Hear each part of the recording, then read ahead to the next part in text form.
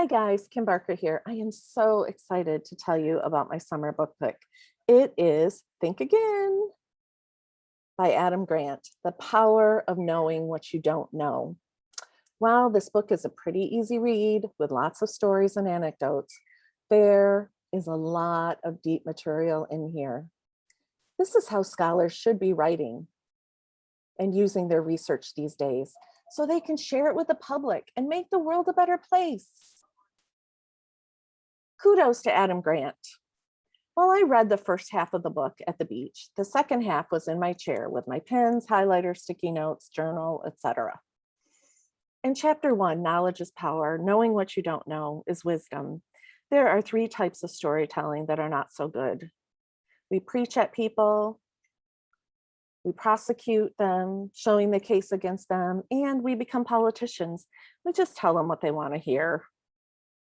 He says we should really think like scientists and question everything, and question and question and question. Chapter 2. In this chapter, Dr. Grant talks about the problem with armchair quarterbacking because it stands in the way of rethinking. Much of this comes down to fragile egos. He refers to finding your sweet spot of confidence by knowing what you know and what talents you bring to the table with humility. Grant goes on to say that arrogance is ignorance plus conviction. He quotes blogger Tim Urban, who has said, while humility is a permeable filter that absorbs life experience and converts it to knowledge and wisdom, arrogance is a rubber shield that life experience simply bounces off. I could not agree more. Chapter 3, The Joy of Being Wrong. Nobel Prize-winning psychologist Danny Kahneman says, by being proven wrong, you are one step closer to being proven right. Who you are should be a question of what you value, not what you believe. There is a famous unethical Harvard study conducted by Henry Murray that attacked students' worldviews. Some students viewed this as an exciting opportunity, but some found it very stressful and did not know how to detach. One student, with the codename Lawful, felt that he had been damaged emotionally by the study. His real name was Ted Kaczynski, and yes, he was the Unabomber. There are some character traits. These are my ideas. Pride, stubbornness, big egos that allow some people to be very identified with their ideas.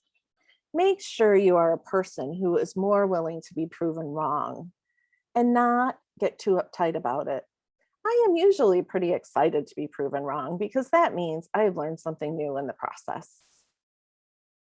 Chapter 4, The Good Fight Club. Don't let task conflict turn into relationship conflict. When conflict is personal, it interferes with performance. When it's not personal, there can be trust and the parties can still be friends. I guess Wilbur and Orville Wright were masters at having intense task conflicts or disagreements without having relationship conflict. Diversity and debate are great to have as long as you don't make it personal. Chapter 5, Dances with Foes, How to Win Debates and Influence People. I loved the debate between Deborah Joe, the computer, and Harish, the human. Harish asked more thought-provoking questions, which caused people to think more, and that gave them the possibility of changing their mind. Deborah Joe threw a bunch of facts at people, and that generally does not change their minds. The hierarchy of abstraction to find common ground can be a very good thing. Determine what can be agreed upon, even if it's more vague and esoteric. It can lead you down a path of finding more to agree upon. I think chapter 7 is my favorite. It's the vaccine whisperer and mild-mannered interrogators and how the right kind of listening motivates people to change. The story is not about COVID. The story is about a mom in Canada who had a preemie baby and was trying to decide whether to vaccinate her preemie baby, and she had not vaccinated her other children. A vaccine whisperer, Arnaud Gagnour, who followed the following steps. He did motivational interviewing and he asked open-ended questions. He engaged in reflective listening and affirming the person's desire and ability to make decisions.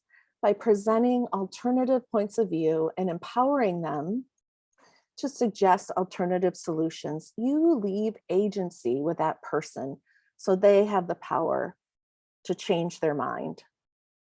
I love this. We have not done well enough in the US with this. We throw data, data, data at people and tell them to go get the COVID vaccine. How about presenting alternative points of view and allowing the person to give alternative solutions, all the while letting the person know that the decision is theirs to make and they are a good person, either way they decide.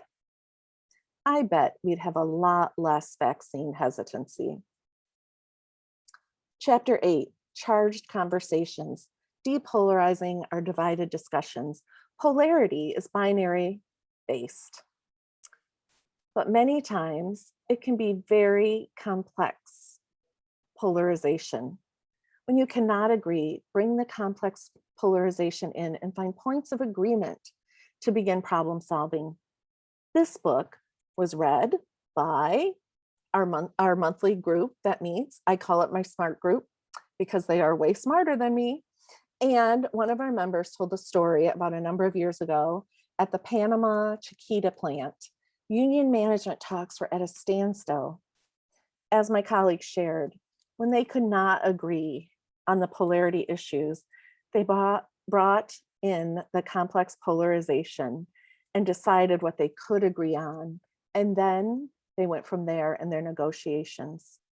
Another thing to make sure of is that your network challenges you and gives you honest feedback. You want real friends, not flatterers. While any feedback is useful, make sure you really listen to those you really trust and know, and that they have your best interest at heart.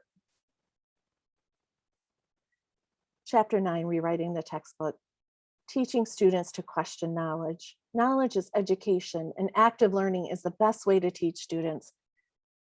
Dr. Grant found that when given vague instructions, the straight A students really struggled. The more creative students, the ones that have a B average, are famous for shaking things up instead of the strong adherence to the rules and the system. We need to teach students to be more comfortable with the vague. After all, the world is much more gray than black and white. Would you agree? Chapter 10, that's not the way we do it, or the way we've done it. Building cultures of learning at work.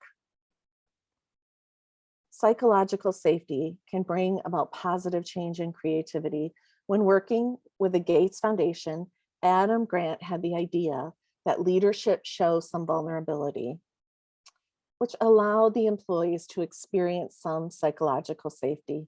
The leadership team was encouraged to share about a time they benefited from a constructive criticism and to identify areas that they are working on to improve. This opened the door for more ask me anything types of meetings, which led to more constructive criticism, development goals, and more progress. Researcher and author Amy Edmondson has found that when psychological safety exists without accountability, people tend to stay within their comfort zone. And where there's accountability without safety, people tend to stay silent in their anxiety zone. When the two are combined, it creates a great learning zone. The last chapter, chapter 11, Escape the Tunnel Vision, reconsidering our best laid career and life plans. You do not have to rethink everything in your life, but be more open as things come your way. I love that Adam Grant calls grit the combination of passion and perseverance. Sometimes the best kind of grit is gritting our teeth and turning around and walking away. Adam Grant then shares his favorite framework for navigating the challenges when it comes to anything, and it is by management professor Herminia Ibarra. She finds that as people consider career choices and transition, it helps to think like a scientist. The first step is to entertain possible selves. Identify some people that you admire, either within or outside your field, and observe what they actually do at their work day by day. The second step is to develop hypotheses about how their paths might align with your own interests, skills, and values. The third step is to test out the different identities by running experiments. Do informational interviews, which is my favorite, job shadow, and do sample projects to get a taste of the work. The goal is not to confirm a particular plan, but to expand your repertoire of possible selves, which keeps you open to rethinking. Checkups are not limited to going to the doctor and dentist.